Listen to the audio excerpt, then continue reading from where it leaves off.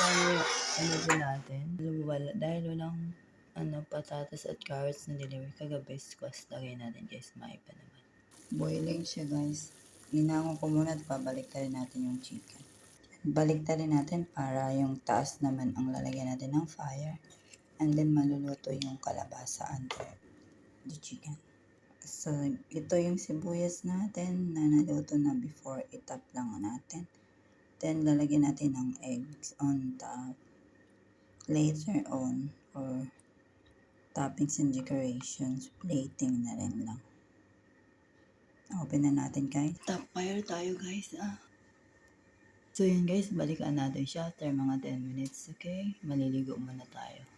Yes, to my oven chicken. Kalabasa guys, nilagay ko. Di nag-deliver si Baya kagabi. With eggs on the top. Done. Thank you.